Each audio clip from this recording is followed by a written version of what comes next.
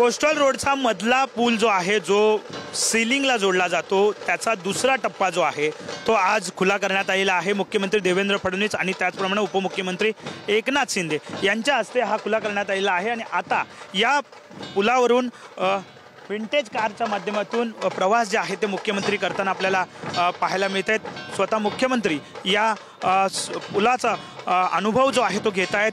आपण जर पाहिलं तर या आधी सुद्धा कोस्टल रोडचं उद्घाटन जे आहे ते एकनाथ शिंदे जेव्हा मुख्यमंत्री होते तेव्हा झालेलं होतं आणि आता हा शेवटचा जो टप्पा होता तो मुख्यमंत्री देवेंद्र फडणवीस यांच्या शुभ हस्ते त्याचा शुभारंभ जो आहे तो झालेला आहे। आणि आता हा संपूर्ण प्रवास जे आहे ते या विंटेज कारमधून मुख्यमंत्री करताना आपल्याला पाहायला मिळतात। मुंबईकरांचा प्रवास जो आहे तो सुखकर जो आहे तो होणार आहे।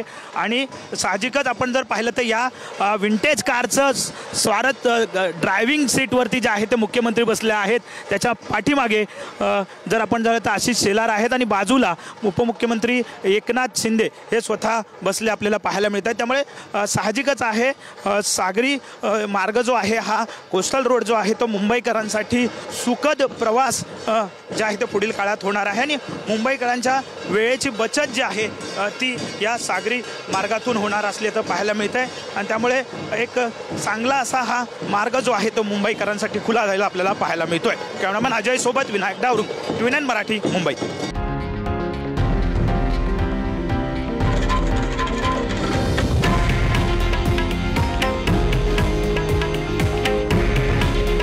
हे आहे देशातील नंबर 1 न्यूज नेटवर्क आणि आपण पाहत आहात TV9 मराठी। काळजी तुमची, हित महाराष्ट्राचं।